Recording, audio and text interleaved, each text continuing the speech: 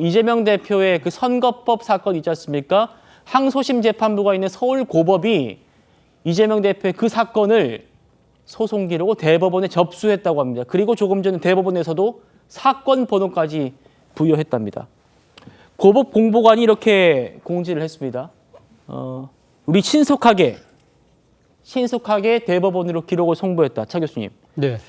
이렇게 되면 대법원 절차가 좀 빨라질 거라고 기대해도 될까요? 그렇죠. 이번에 사실 그 벌금형 만약에 80만 원 이하로 받았을 경우에는요. 사실은 이재명 대표가 상고를 하지 않을 경우에는 검찰도 상고를 못하는 그런 상황이 되기 때문에 사실 어떻게 보면 검찰 입장에서는 어떻게 할 도리가 없었는데 그건 차라리 오히려 무죄가 됐기 때문에 검찰이 빨리 상고할 수 있고 그리고 상대적으로 피고인 같은 경우는 여기에 대해서 어떻게 법적으로 이렇게 대응할 수 있는 수단이 없다고 그러더라고요. 그런 측면에서 본다고 한다면 아마 검찰이 어제 빨리 상고를 했고 바로 거기에 따라서 법원도 빠른 행보를 보이고 있는 것이 아닐까라는 생각이 듭니다. 예. 이재명 대표의 향후 이 지금 정치적 거치가 법률 심판하고 상당히 연계되어 있는 만큼 법원도 그런 부분들을 분명히 신경 쓰고 있는 하나의 증거가 아닐까라는 생각이 듭니다. 예, 이건 변호사신 제 윤기찬 위원님께 한 번 더 여쭤보겠습니다. 이렇게 고법에서 기록을 송부 빨리 한 거예요. 이거는 그 항소심 재판부가 하는 겁니까? 아니면 고법의 어떤 다른 그 부서에서 하는 겁니까? 항소심 재판부가 하는 거예요. 그러니까 이게 저렇게 설명까지 한 걸로 볼 때는 오해하지 말라 이 소리 같아요.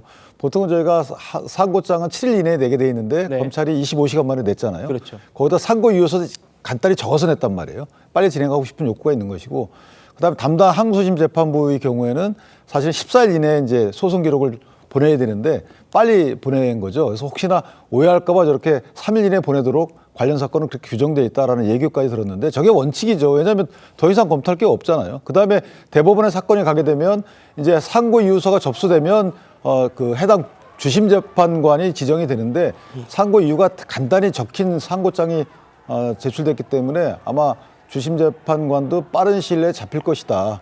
근데 문제는 이제 저기서 만약에 대법원 재판에서 파기환송이 된다 하더라도 또 가면 항소심에 또 재판을 하게 되는 이 부분이 남아 있는 거죠. 예, 성진 부장님 어떻게 보십니까? 지금 검찰이 25시간 만에 도저히 납득이 안 돼가지고 우린 빨리 한다 이렇게 했고 고법에서도 지금 나 혼자 하루 만에 대법원 기록 송부했고 대법원에서도 지금 사건 기록이 부여됐습니다. 그럼 이제 절차가 좀 빨리 예상보다 진행이 될 수 있는 거겠죠. 저는 이재명 대표가 2심 결과에서 뒤집힌 만큼 이재명 대표가 주장했던 것이 다 받아들여진 만큼 대법원 선고가 억지로 빨리 나오게 할 필요는 없겠지만 정해진 절차에 따라서 국민들이 납득할 수 있는 기간에 나왔으면 좋겠다라는 입장 표명을 할 필요도 있다고 생각합니다. 왜냐하면 자꾸 국민의힘 측이나 이쪽에서는 이재명 대표가 재판을 지연해왔다라는 공격들을 해왔기 때문에 633 원칙, 기본적 원칙을 이야기하는 수준이다 하더라도 이재명 대표가 뭔가 재판을 지연시킨다든가 성실히 임하지 않고 있다는 이미지를 줄 필요는 없기 때문에 저는 이재명 대표 관련된 의견 표명을 할 필요도 있다. 그래서 앞서 다뤘던 재판의 불출석에서 과태료 받는 것 역시 저는 변호인단이 뭔 일을 하고 있는지 모르겠어요. 뭔가 사유서를 내서라든지 과태료 관련 기사가 날 때마다 이재명 대표에게 피해를 주고 있는 거 아니겠습니까? 그렇기 때문에 그런 것들 역시 다른 재판 역시 나는 성실하게 임할 것이다라는 이미지를 주는 것이 좋기 때문에 이번 그 대법원 일정도 마찬가지고 다른 재판도 마찬가지고 앞으로는 좀 더 지금까지 보였던 것보다는 좀 더 적극적으로 대응하시는 게 좋지 않겠나라는 의견 드립니다. 예, 서울중앙지법 부장판사 출신 변호사는 어떻게 전망할 점 들어보시겠습니다.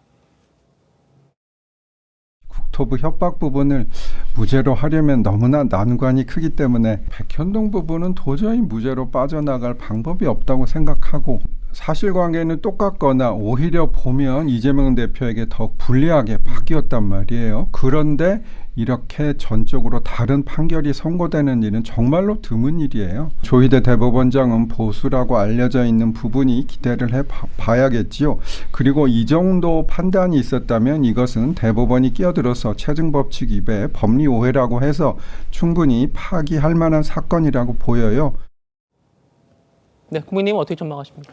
사실 지금도 어제 그 이틀 전 판결 때문에 그 사진을 확대하면 조작이다라는 것이 일종의 밈이 돼가지고 많은 조롱거리를 안고 있지 않습니까? 그러니까 이게 좀 법관들의 그런 성향이나 법조인들의 성향을 떠나서 이 2심 재판부의 결정이 좀 많은 무리수가 있었다라는 데는 큰 이견이 없는 것 같습니다. 그런 상황이기 때문에 이 검찰에서도 거의 만 하루 만에 이 상고 결정을 했다라고 저는 생각을 하는데, 근데 이게 결론이 어떻게 바뀌느냐보다 결론이 얼마나 빠르게 결정 나느냐도 중요하다라고 생각을 하거든요. 왜냐하면 지금 민주당 측에서는 조기 대선을 염두에 두고 지금 플랜을 짜고 있기 때문에 그런 것들이 중요한데, 그래서 저희 당에서도 파기 환송이 되면 원심으로 돌아가서 시간이 오래 걸리기 때문에 그냥 이게 파기 자판을 하라고 지금 이야기를 하는 분들이 계시는 거 아니겠습니까? 그런 측면에서 대법원에서 결과도 결과지만 조속하게 바로잡아주기를 바란다는 일단 바람을 전하고요. 그러니까 저는 한편으로는 지금 너무 여의도가 서초동의 영향을 많이 받고 있는 게 아닌가. 그러니까 법을 주도해야 될 정치권이 너무 사법부의 그 판사 3명의 성향이나 그런 판단에